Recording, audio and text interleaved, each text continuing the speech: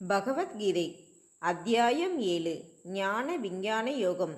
உன் மனதை எனக்கு முழுமையாக அர்ப்பணித்தாய் எனில் நான் என்னை முழுமையாக புரிந்து கொள்ளும் ஞானத்தையும் நடைமுறை வாழ்க்கையில் எப்படி அதை கடைபிடிக்க வேண்டும் என்கிற விஞ்ஞானத்தையும் உனக்கு சொல்லுவேன்.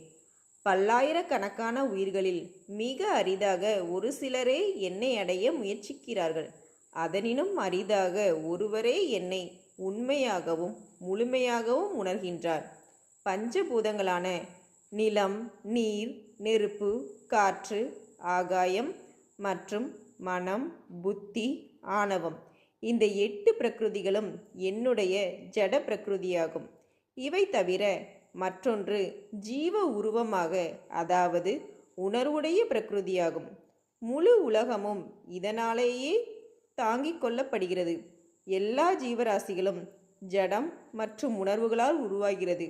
இந்த சம்பூர்ண உலகத்தின் உற்பத்திக்கும் பிரளயத்திற்கும் நானே மூல காரணம்.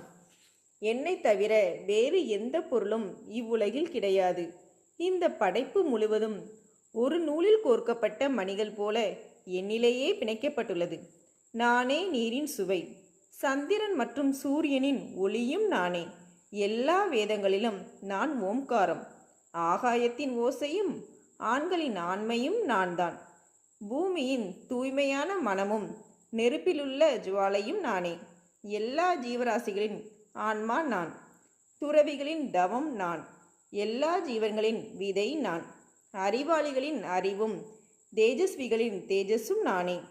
பற்றற்ற பலன் விரும்பாத பலசாலியின் பலம் நான் எனில் எல்லா ஜீவராசிகளிலும் உள்ள தர்மத்திற்கேற்ப இருக்கும் ஆசையும் நான்தான்.